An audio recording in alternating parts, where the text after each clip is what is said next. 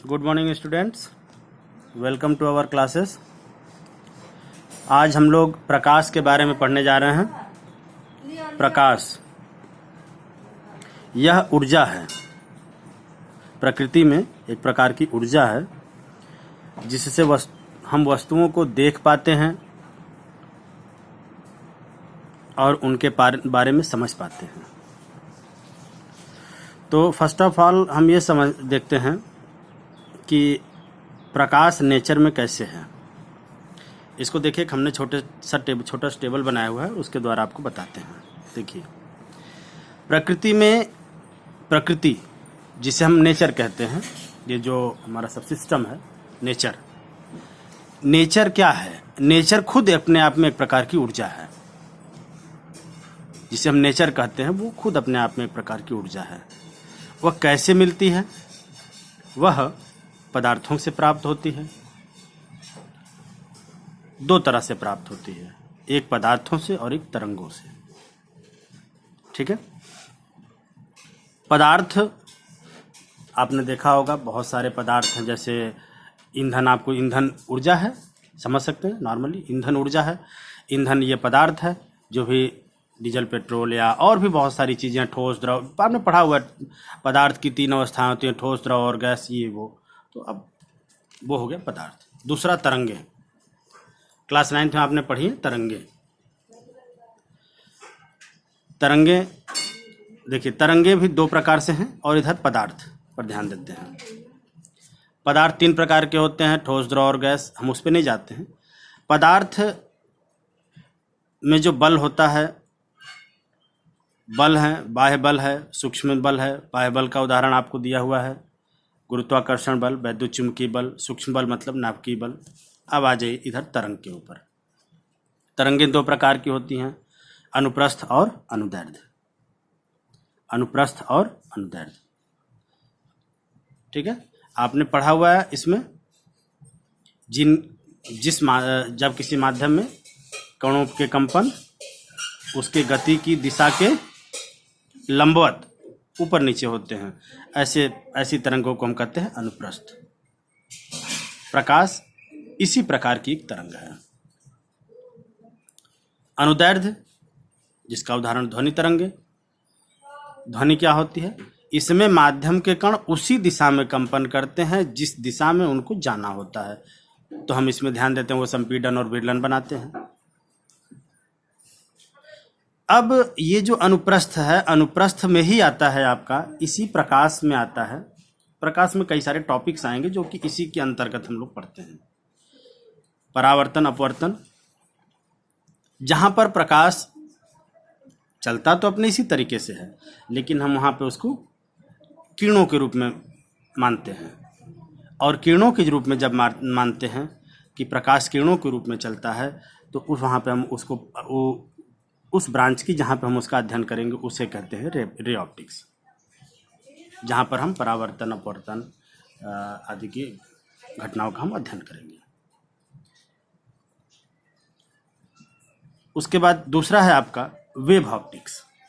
जब प्रकाश को तरंग मान लेंगे, कहेंगे अब ये तरंगों के रूप में ऐसे ऐसे चलेगा, तो हम कहेंगे वेव ऑप्टिक्स। वहाँ पे पढ़ते हैं, वहाँ पे पढ़ेंगे व्यतिकरण, विवर्तन, ध्रुवण आगे की। फिर आगे हम इसी को पढ़ते हैं जब फोटो ऑप्टिक्स। ठीक है, फोटो इलेक्ट्रिक। तो ये तीन भागों में इसको बांटा गया है। फर्स्ट हम लोग पढ़ेंगे रे ऑप्टिक्स। रे ऑप्टिक्स जो होता है, इसी को पढ़ना है। अब आ जाइए हमारे मुख्य टॉपिक प्रकाश पर। प्रकाश क्या है? प्रकाश ऊर्जा का वह रूप है जिसकी सहायता से हमें वस्तुएं दिखाई देती हैं। प्रकाश यह किसी स्रोत से उत्पन्न होता है और इसके संचरण के लिए माध्यम की आवश्यकता नहीं पड़ती है। चूंकि प्रकाश सरल रेखा में चलता है, इसलिए इसके पथ को प्रकाश किरण कहते हैं। प्रकाश क्या है? सरल रेखा में चलता है, इसलिए हम उसके रास्ते को क्या करते हैं? किरण। ठीक है। आगे आइए, प्रकाश स्रोत। देखिए, प्रकाश स्रोत आप समझ सकते हैं, स्रोत मतलब जहाँ से उत्पन्न होता है। यह कहाँ से उत्पन्न होता है? ये जहाँ जहाँ से उत्पन्न होता है उसमें तो दो पार्ट में इसको बांट सकते हैं। एक तो नेचुरल, जैसे सन आपका हो गया, सूर्य, तारे आदि, ये सब क्या हो गया? नेचुरल सोर्स हो गया, प्राकृतिक प्रकाश स्रोत। दूसरा जो हम मानव निर्मित हैं, जैसे मोमबत्ती है, बल्ब है आदि, तो ये सब क्या हो गया? मानव निर्मित प्रकाश। इसी में एक और पार्ट हम पढ़ते हैं, दीप्त प्रकाश स्रोत और अदीप्त प्रकाश स्रोत। दीप्त प्रकाश स्रोत और अदीप्त प्रकाश स्रोत। दीप्त प्रकाश वो है, जैसे इसी को, प्राकृतिक को ही हम क्या कहते हैं? दीप्त प्रकाश स्रोत। प्राकृतिक नहीं, उसमें मतलब और भी आ जाएंगे। तो दीप्त प्रकाश स्रोत मतलब वे प्रकाश स्रोत जो स्वयं प्रकाश उत्पन्न करते हैं। ऐसे प्रकाश स्रोत जो स्वयं प्रकाश उत्पन्न करते हैं, जैसे सूर्य, तारे, बल्ब आदि। अदीप्त मतलब जो प्रकाश उत्पन्न नहीं करते, वह किसी न किसी परावर्तित प्रकाश से हमको दिखाई देता है। जैसे ये आपकी कॉपी हो गई, ये इस पर लिखा हुआ है, ये उत्पन्न नहीं कर रहा है, लेकिन इस पर कहीं ना कहीं से इस पर देखिए प्रकाश आ रहा है और यह हमारी आंखों तक पहुंच रहा है।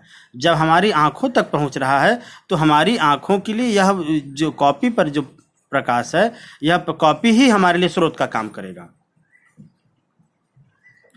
जब आप दर्पण में मुंह देखने जाते हैं, मुंह देखने जब जाते हैं तो आपका चेहरा उसमें दिखाई देता है। चेहरे से कोई प्रकाश नहीं निकलता है। कैसे दिखाई देता है? क्योंकि चेहरे पर प्रकाश आता है और चेहरे से टकरा करके वो दर्पण में जाता है, दर्पण से टकरा करके आंखों में आता है। तो दर्पण, चेहरे से दर्पण में गया और आंखों में आया, आपको दिख गया। तो अब वो आपके लिए चेहरा आपका क्या है? प्रकाश स्रोत है। कौन सा? अदीप्त प्रकाश स्रोत है। अदीप्त प्रकाश स्रोत वे प्रकाश स्रोत जो स्वयं प्रकाश उत्पन्न नहीं करते हैं, अदीप्त प्रकाश स्रोत कहलाते हैं।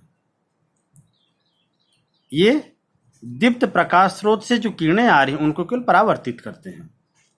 जैसे चंद्रमा हो गया, चंद्रमा भी देखिए चमकता है, कांच भी चमकता है। ये सभी का काम केवल ये है कि वो प्रकाश को परावर्तित कर देते हैं। आगे देखते हैं, प्रकाश किसी न किसी माध्यम में चलता है, या तो निर्वात में चलता है या पानी के अंदर चलता है। तो हम जब माध्यम को उस हिसाब से जब बांटने लगते हैं कि प्रकाश कहाँ कहाँ जा सकता है और नहीं जा सकता है, तो जब हम उससे बांटना प्रारंभ करते हैं तो प्रकाशिक माध्यम 3 भागों में विभाजित होता है। पहला है पारदर्शक माध्यम, ट्रांसपेरेंट। तो आपको नाम से ही क्लियर हो गया होगा, ट्रांसपेरेंट, जो ट्रांसपेरेंट हो, जिससे आर पार दिखाई दे। आर पार कब दिखाई देगा? जब प्रकाश उसके एक किनारे से दूसरे किनारे तक आ जाए। मतलब हम कांच में से जब आर पार देख रहे हैं तो वो हमारे पास कुछ ऐसा भी दिख नहीं रहा है। जैसे ये देखिए पेन आपको दिख रही है, ये पेन का कैप, ठीक है। हमको ये कैप के दिख रहा है, उस पार के नहीं, उस पार पूरा हमारी ये उंगली है, उस पार ये हमारी उंगली है। ये बिल्कुल अच्छे से एकदम साफ दिखाई दे रही कि उस पार हमारी उंगली है। इसका मतलब उस पार वाली उंगली से प्रकाश टकराता है तो वह प्रकाश परावर्तित होकर इस कांच से आता है और इसको पार करते हुए हमारी आंखों तक आ रहा है, इसलिए वो उंगली हमको दिखाई दे रही है। तो चूंकि ये उंगली से आने वाला प्रकाश इस कैप को पार कर जा रहा है, पार करके हमको दिख रहा है, इसलिए हम इसको क्या बोलेंगे? ट्रांसपेरेंट, पारदर्शक। क्या बोलते हैं इसको? पारदर्शक कहते हैं, आर पार दिखाई देने वाला, दैट इज ट्रांसपेरेंट। तो ऐसे मीडियम को हम कहते हैं ट्रांसपेरेंट मीडियम। जिन माध्यमों से प्रकाश का अधिकांश भाग गुजर जाता है उन्हें पारदर्शक माध्यम कहते हैं, जैसे वायु और कांच आदि। दूसरा है पारभासक माध्यम। पारभासक इंग्लिश में से ट्रांसलूसेंट कहते हैं, ट्रांसलूसेंट मीडियम कहते हैं। तो ट्रांसलूसेंट कौन सा हो गया? जिनमें से प्रकाश आंशिक रूप से गुजर सकता हो। आपको कुछ समझ में आ जाए, खिड़की, एक धुंधली सी खिड़की, आपके यहाँ कांच की खिड़की लगी हुई है और उसमें धुंधलापन है और आपको लग रहा है कि नहीं बाहर उस तरफ कोई खड़ा है, तो क्या खड़ा है ये नहीं पता हमको, या अगर देखिए इस कागज़ को हम थोड़ा ऐसे कर दें, ऐसे करते हैं, ठीक है। तो हमको देखिए आप इसको जब देखेंगे तो आप इसको ऐसा भी देख लीजिए कि इस पर कुछ लिखा हुआ है, आपको दिख रहा है, ठीक है। ये देखिए हम इसको थोड़ा अगर पीछे कोई सोर्स जला दें लाइट का तो ये हमको दिखता है कि नहीं इधर भी कुछ है, हमारी उंगली इधर भी है। देखिए आपको कैमरे में कुछ हम दिखाने का प्रयास करें, इधर भी कुछ न कुछ दिख रहा है, जरूर कुछ है। कई उंगली है क्लियर नहीं हो रहा लेकिन कुछ है। तो ये क्या हो गया, ये कागज़ अगर इसी पर ऑयल लगा हो थोड़ा सा और अच्छे से दिखता ये उंगली, लेकिन साफ साफ नहीं दिखता। तो जब हल्का फुल्का दिख रहा हो तो ऐसे माध्यम को हम क्या करते हैं, ट्रांसलूसेंट मीडियम या पारभासक माध्यम। इसमें से बहुत कम प्रकाश आर पार जाता है। जैसे दूषित जल, शुद्ध जल में जब आप देखेंगे तो वो आर पार दिख जाएगा।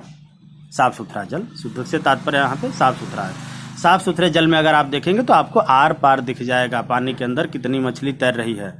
लेकिन वही जब अशुद्ध जल हो, जैसे बाढ़ का पानी, और उसमें आप देखने का प्रयास करें तो क्या आपको अंदर दिखेगा कितनी मछलियां तैर रही हैं?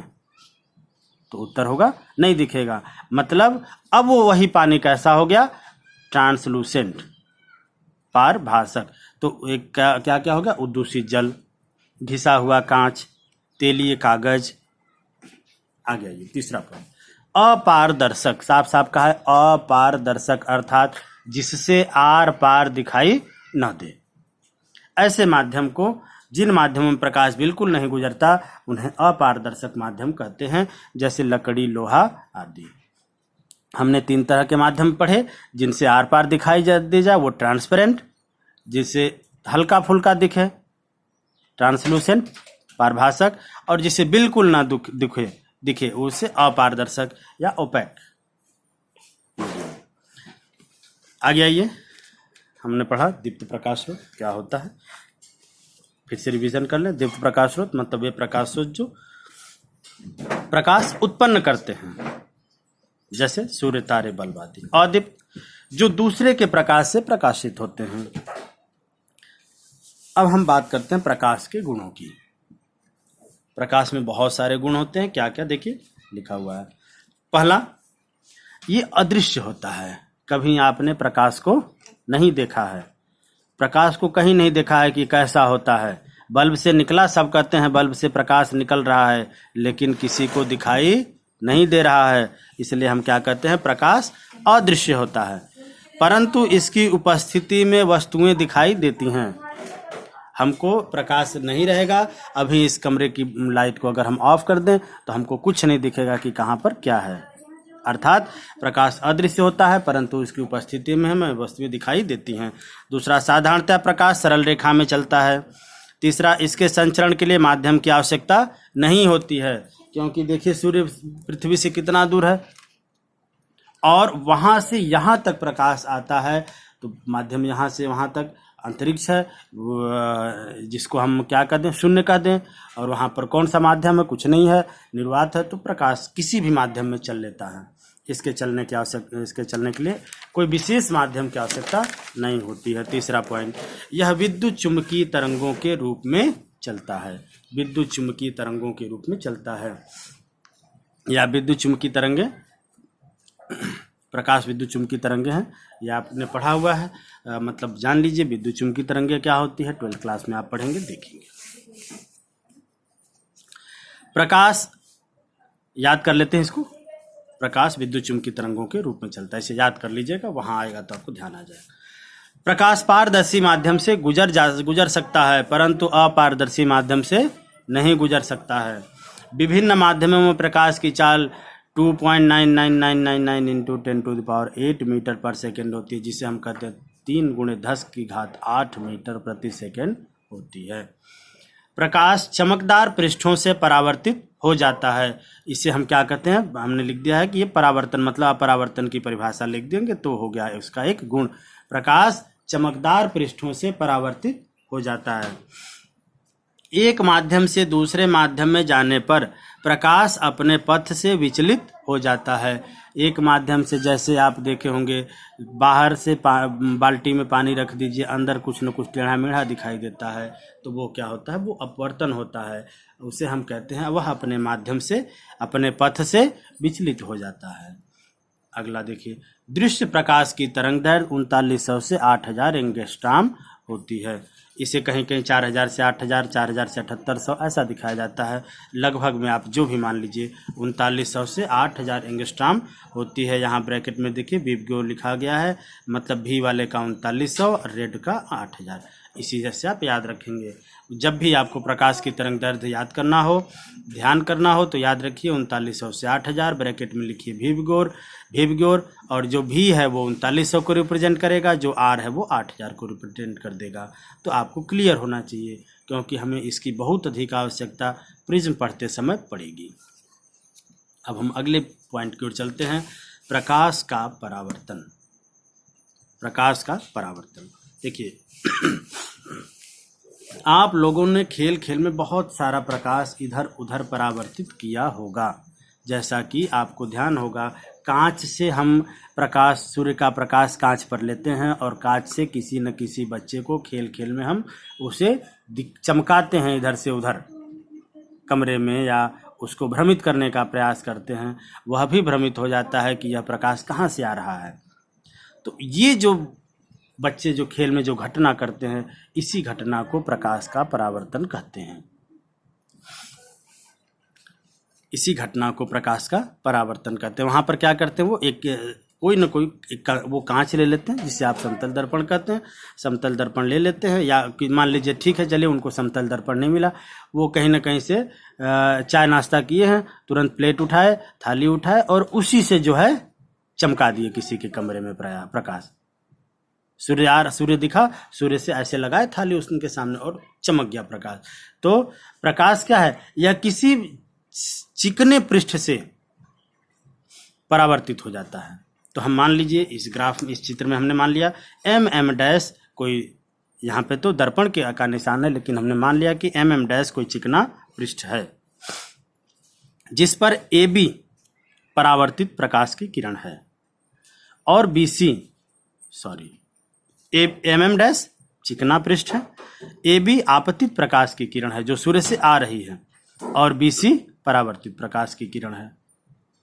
BC परावर्तित प्रकाश की किरण है, और इनके बीच में ये NB क्या है, ये एक अभिलंब है। तो जैसे आप इसे देखने का प्रयास करें थोड़ा, हमारे पास ये देखिए ऐसे, ये लंबवत हो गया, ये अभिलंब, ठीक है। ये हो गया हमारा परावर्तक पृष्ठ, एक परावर्तक पृष्ठ हो गया, और उसके उस पर ये अभिलंब हो गया। और जैसे ही प्रकाश मान लीजिए इस दिशा से आ रहा है, इस दिशा से आ रहा है, तो इधर जाएगा, इधर जाएगा। अब आपके हिसाब से परावर्तन कहीं भी हो सकता है, इधर भी, इधर भी, इधर भी, ठीक है। लेकिन हम लोग मानते हैं कि हमने एक अभिलंब खींचा है, ये है यहाँ पर, ये अभिलंब की कल्पना कर ली जो इसके लंबवत। अब प्रकाश की किरण, जो प्रकाश की किरण है वो मान लीजिए इधर से आ रही है, वो इधर से आ रही है, तो किधर जाएगी, रेड वाले से आ रही है, रेड साइड से आ रही है, तो ये अपने इस पेंसिल साइड की ओर ही जाएगी, उसका कहीं इधर या इधर रिफ्लेक्शन नहीं होगा, ऐसे टेढ़े मेढ़े रिफ्लेक्शन नहीं होगा।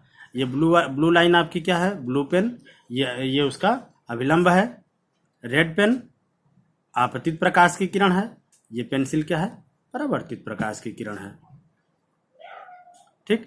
तो अब देखिए, ये जिधर से इस साइड से ही इसी साइड को जाएगी। अब हम इसको समझने के लिए एक करते हैं क्या, ये कागज का पृष्ठ इस पे खड़ा कीजिए लंबवत, ठीक है।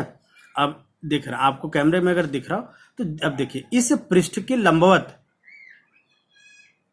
इस साइड से आई है और उस कागज के साइड से ही जाएगी, जिसे हम कहते हैं इसका तल, प्रकाश का तल कहते हैं। इस जो कागज को खड़ा कर रहे हैं, इसे कहते हैं प्रकाश का एक मिनट, अभिलंब तीनों एक ही तल, इस पृष्ठ को हम कहेंगे ये तल है, ठीक है।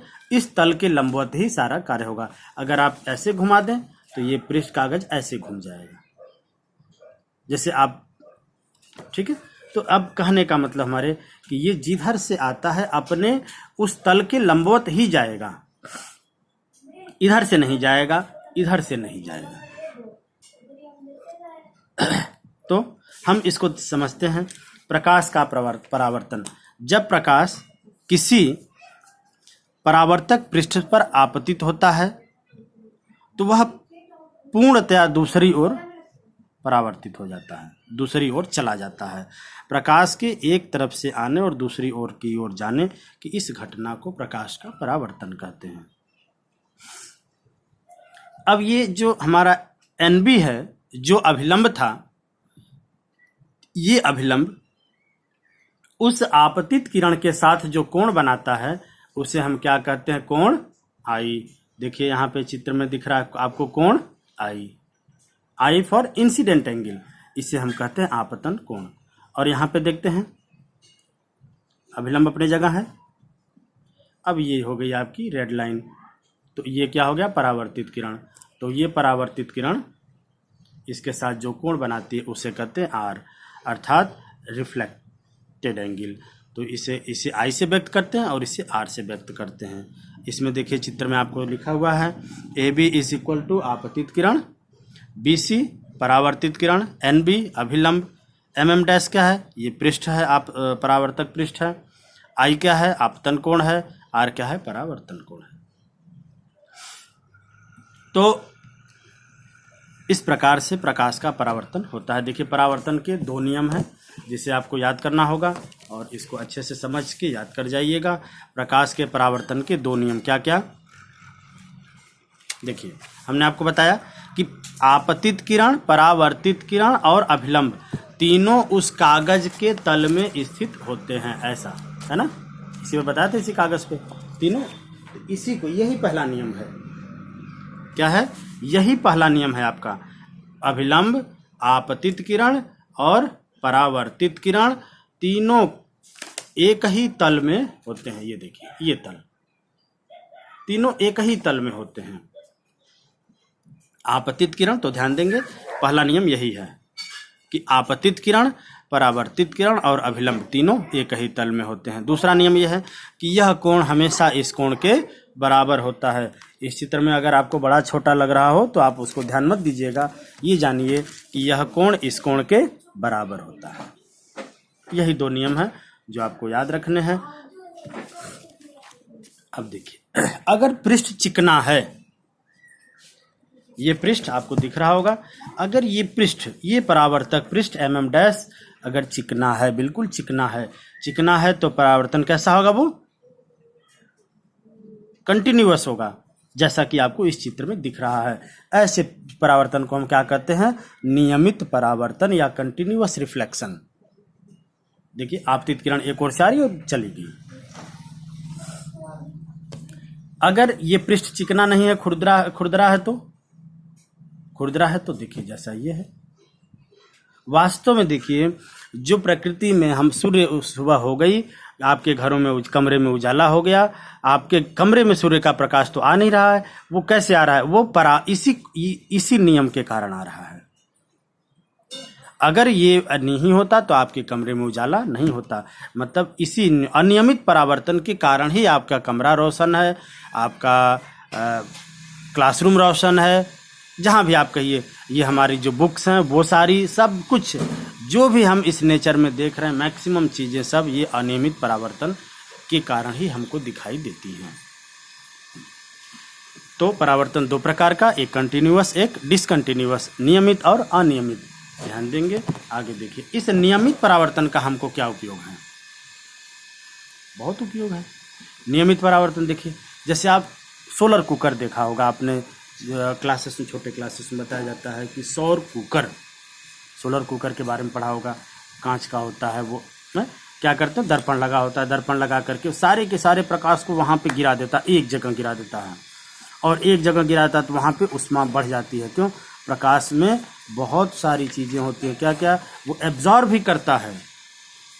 प्रकाश में एब्जॉर्प्शन भी होता है, ABSORB, एब्जॉर्प्शन भी होता है। प्रकाश में एब्जॉर्प्शन भी होता है। यहाँ से आया, ये देखिए एक फार्मूला है आपका rate reflection, absorption and transmission. ये ट्रांसमिट भी करता है, रिफ्लेक्ट भी कर देता है। तो ये हो गया, जैसे ये एब्जॉर्ब करता है ऊष्मा हो गई इससे, तो सोलर कुकर में इनका उपयोग हो गया। स्ट्रीट लाइट में प्रकाश को पूर्ण क्षमता से, स्ट्रीट लाइट में ये लगा होगा तो पूर्ण क्षमता से वो फैला देगा, पूरी की पूरी क्षमता से उसको चिकना पृष्ठ को फैला देगा।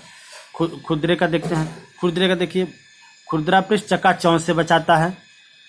न्यूज़पेपर खुरदरे पृष्ठ पर छपा होता है तो आसानी से आपको दिख जाता है। जो ये हमारी कॉपीज़ हैं, ये बुक्स हैं, देखिए ये सब खुरदरे पृष्ठ पे ना, तो आपको आसानी से दिख जाता है।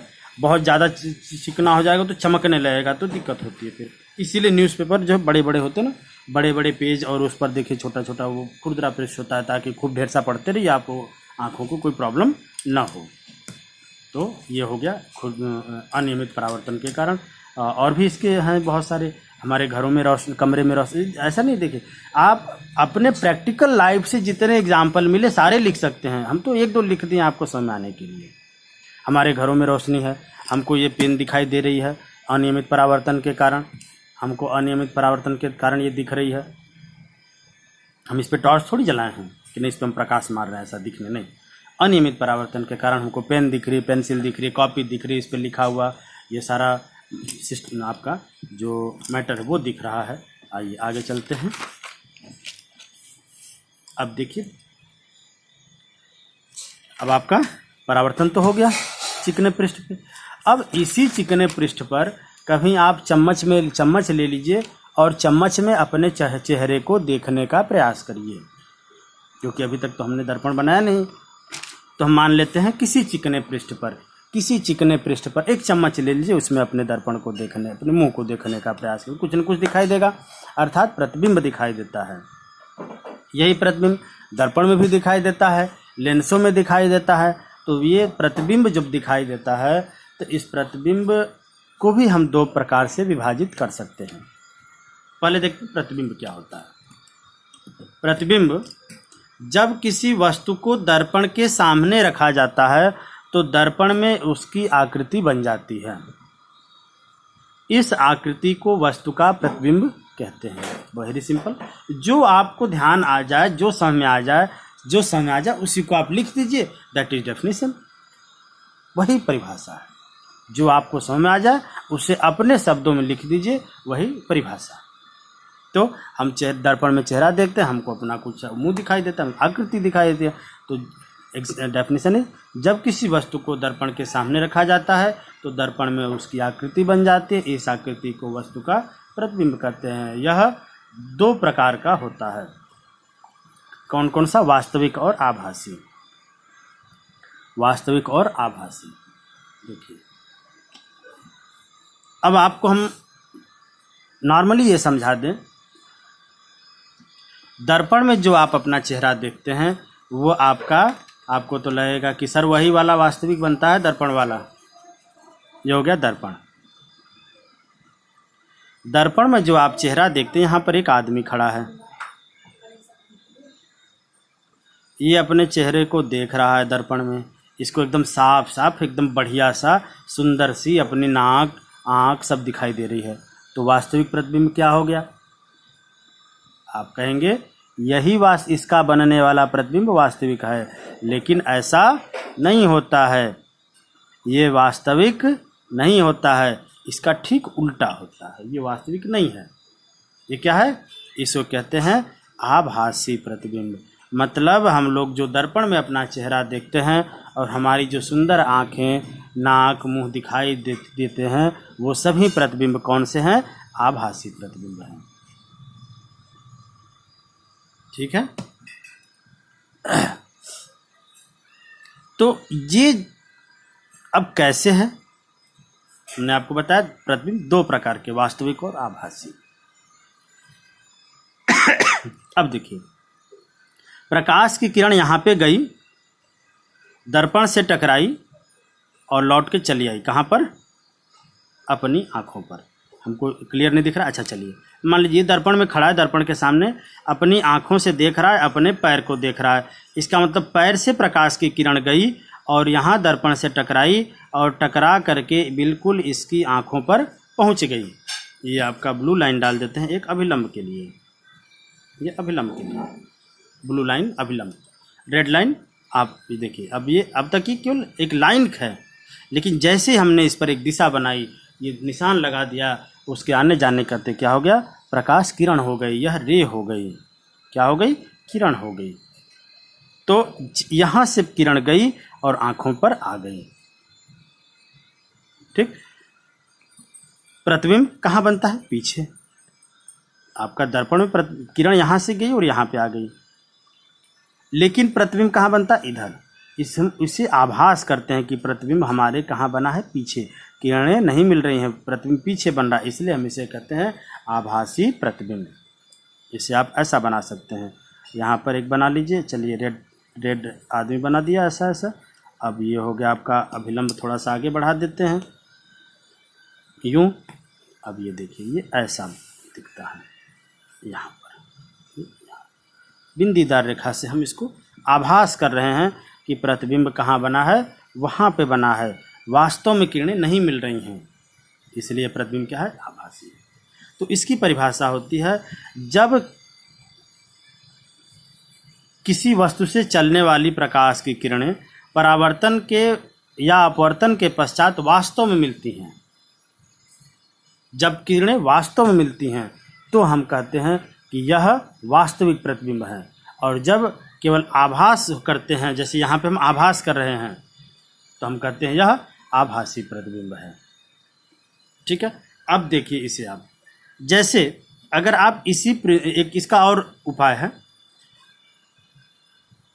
इस जो वास्तविक प्रतिबिंब होता है इसे हम पर्दे पर ले सकते हैं। पर्दा इन द सेंस कोई भी पृष्ठ, ये देखिए आपका कागज पृष्ठ है, और इस कागज के पृष्ठ पर अगर हम यहाँ पे ये लें, ऐसा लगा दें, तो हमसे लिया जाएगा, नहीं लिया जाएगा।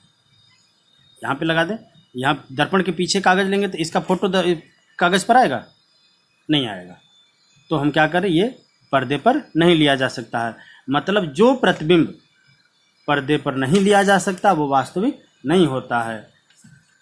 एक और हम ले लेते हैं, एक कोई दर्पण है, चलिए ये दर्पण हो गया। अभी हम पढ़ेंगे, ये एक थोड़ा सा टेढ़ा मेढ़ा मिरर है जिसे हम कहते हैं उत्तल दर्पण, अवतल दर्पण, इसे कहते हैं अवतल दर्पण। अब प्रकाश की किरण इसके सामने रखी है यहाँ पर, इसका माना कि प्रतिबिंब देख लिया कहीं यहाँ बन रहा है, यहाँ बन रहा है। अब अगर आप, अब देखिए यहाँ से प्रकाश की किरण जाएगी, यहाँ से प्रकाश किरण गई, ठीक है, यहाँ से गई अपना यूँ आ गई, एक दूसरी प्रकाश की किरण यूँ गई, इसी रास्ते लौट आई। तो यहाँ पर देखिए किरणें वास्तव में मिल रही हैं और अपना प्रतिबिंब यहाँ पर बना रही हैं। इस प्रतिबिंब को आप अगर चाहें तो पर्दे पर ले सकते हैं। ऐसा प्रतिबिंब यहाँ बन रहा है तो तुरंत आप यहाँ पे कागज़ रख करके या अपना पर्दा लगा के इस प्रतिबिंब को यहाँ देख सकते हैं, ऐसे। ठीक है, तो ये जो है हम कहते हैं कि ये कौन सा है, ये वास्तविक है, क्योंकि हम इसे ले पा रहे हैं, इसे हम इस पर ले पा रहे हैं, इसलिए ये कौन सा है, वास्तविक प्रतिबिंब है। इसको हम नहीं ले पा रहे हैं, इसलिए कौन सा है, ये आभासी है। दर्पण के पीछे हाथ डाल दीजिए, देखिए कुछ मिल रहा है, हाथ पे कुछ नहीं मिलेगा, तो कैसा वो आभास करते हैं हम कि हाँ शीशा के पीछे भी लग रहा है एक आदमी खड़ा है। तो दर्पण से बनने वाला प्रतिबिंब दो प्रकार का होता है। कोई भी प्रतिबिंब दो प्रकार का होता है, वास्तविक और आभासी। इसकी परिभाषा नॉर्मल हो गई, जब किरणें वास्तव में मिले तो वास्तविक प्रतिबिंब, जब किरणों को केवल बिंदीदार रेखा से आभास किया जाए, वास्तव में न मिले, तो ऐसे प्रतिबिंब को आभासी प्रतिबिंब कहते हैं। घरों में समतल दर्पण से, हमने हिंट में लिख दिया हुआ है, घरों में समतल दर्पण से बनने वाला प्रतिबिंब आभासी प्रतिबिंब होता है। आ गया ये दर्पण। ये दर्पण क्या है, ये दर्पण क्या है, अभी पढ़ते हैं दर्पण क्या है। एक ट्रांसपेरेंट कांच, उसके वन साइड आप कोई चिकना लेप लगा दीजिए, जैसे पारा हो गया, और उसके पीछे रेड ऑक्साइड का लेप कर। आप देखे होंगे जो कांच है घर में बच्चों, कहीं फूट जाए तो देखते हैं ना, वो लाल लाल पीछे साइड होता है रेड ऑक्साइड। और उसके मतलब वो कांच के इस साइड पे पारा और उसके ऊपर रेड ऑक्साइड, तो इधर वाला पृष्ठ क्या हो गया, परावर्तक पृष्ठ हो गया। इधर वाला पृष्ठ परावर्तक पृष्ठ हो गया। ये जो है इस प्रकार से एक हम परावर्तक पृष्ठ बनाते हैं, एक कांच बनाते हैं। यह अब ये जो हमारा कांच हो गया, यही इसी को हम क्या करते हैं, ये दर्पण कहते हैं। उसके पास परावर्तक पृष्ठ हो गया और उधर से कवर्ड है, तो उसे हम क्या करते हैं, दर्पण कहते हैं। इसे चिन्हों के रूप में इस तरह से व्यक्त किया जाता है। जब कहीं भी ऐसा खींचा हो, सीधी रेखा हो और ऐसे ऐसे लाइनिंग हो, तो आप समझ जाइए कि ये किसका चित्र है, दर्पण का। ये दर्पण दो प्रकार के होते हैं, समतल और गोली। गोली दर्पण के बारे में तुरंत पढ़ेंगे। समतल और गोली। समतल सिंपल समतल है, उसमें कोई टाइप्स नहीं होती है। गोली दो टाइप का, एक गोला ऐसा जब उभरा हुआ हो और एक गोला ऐसा वाला। तो इसको हम विस्तार से अभी पढ़ते हैं।